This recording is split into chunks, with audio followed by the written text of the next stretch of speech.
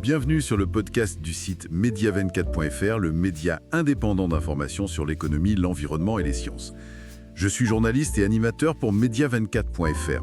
Et je suis la spécialiste des sciences pour Media24.fr, ravie d'être là aujourd'hui. Aujourd'hui, on plonge dans une histoire assez étonnante autour d'une molécule, l'urée, formule CH4N2O.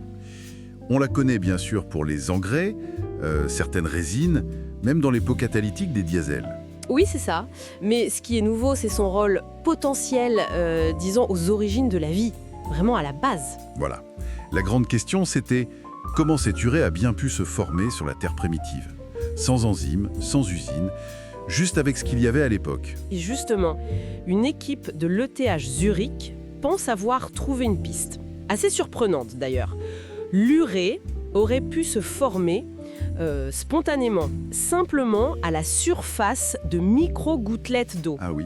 Oui, en présence de gaz très courants, l'ammoniac, le NH3, et le dioxyde de carbone, le CO2. Alors, précisons l'endroit, parce que c'est pas intuitif, on imagine souvent les fonds marins, les sources chaudes. Non, là c'est vraiment différent, c'est à l'interface aéro. Pensez aux brumes, aux embruns marins, tous ces aérosols minuscules. C'est là, en surface. D'accord. Et le mécanisme alors ? Vous disiez spontané. Oui, c'est ça qui est remarquable, spontané. Ça veut dire sans apport d'énergie externe majeure.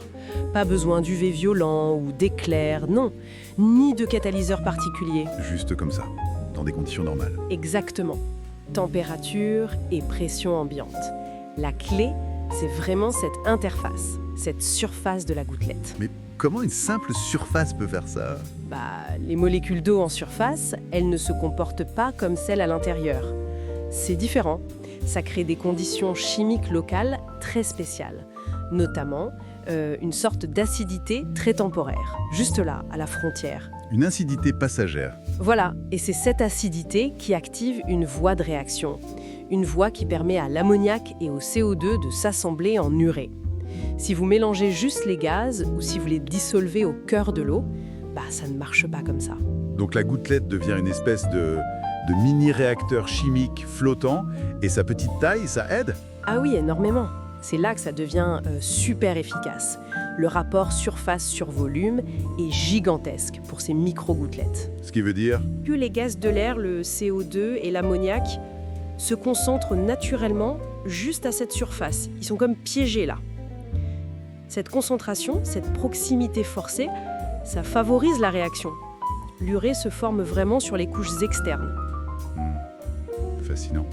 Et ça, c'est confirmé par des calculs ? Oui, tout à fait. L'hypothèse a été testée et soutenue par des modélisations informatiques assez poussées, des calculs quantiques notamment faits par des collaborateurs américains de l'université d'Auburn. D'accord. Alors, si on replace ça sur la Terre primitive, ça change pas mal la perspective. Et effectivement, on sait que l'atmosphère d'alors était riche en CO2, et l'ammoniac, même en trace, pouvait venir du volcanisme, des sources hydrothermales. Et les gouttelettes d'eau ? Elles devaient être partout. Les brumes, les pluies fines, c'était forcément plein d'aérosols aqueux. Donc on a potentiellement des milliards de ces micro-réacteurs naturels qui fabriquent des précurseurs azotés. Et l'urée serait alors une étape vers des molécules plus complexes. C'est une possibilité sérieuse, oui. Vers les bases azotées, par exemple, qui sont les briques de l'ADN, de l'ARN. Ce qui est intéressant, c'est que ça rend cette chimie prébiotique beaucoup plus accessible. Pas besoin d'un événement rare, juste des conditions assez banales finalement. Et aujourd'hui ? Quelles sont les implications ? On pense forcément à nos usines d'urée. Oui, le contraste est énorme. La production industrielle actuelle, c'est le procédé Haber-Bosch. Ça demande beaucoup d'énergie, des hautes pressions, des hautes températures. C'est basé sur le gaz naturel et ça émet pas mal de CO2. Donc cette découverte, ça pourrait inspirer une chimie plus verte ? C'est l'espoir, oui. L'idée de produire de l'urée à température ambiante, sans catalyseur cher ou polluant, sans fossiles, juste en mimant la nature, c'est séduisant. Mais c'est réaliste, technologiquement ? Alors, attention, il faut rester prudent. Une usine basée là-dessus, c'est pas pour demain matin, c'est certain.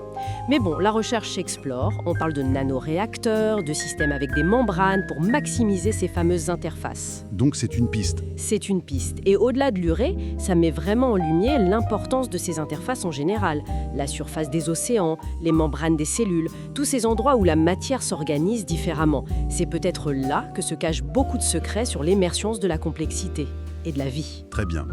Alors, pour résumer les points importants de cette discussion, on a cette formation assez inattendue d'urée, une molécule clé juste à la surface de gouttelettes d'eau, avec des gaz simples. C'est ça. Une nouvelle voie possible pour comprendre la chimie à l'origine de la vie sur Terre. Et puis, même si c'est encore loin, ça ouvre une petite fenêtre sur des procédés industriels peut-être plus respectueux de l'environnement un jour. Exactement. Et si on devait garder une idée en tête, cette étude nous invite vraiment à regarder de plus près ce qui se passe aux frontières de la matière. Ces interfaces, c'est peut-être là que la chimie devient vraiment créative. Un domaine à explorer pour comprendre des phénomènes aussi fondamentaux que l'apparition de la vie. Merci pour votre écoute et retrouvez plus d'actualités sur media24.fr.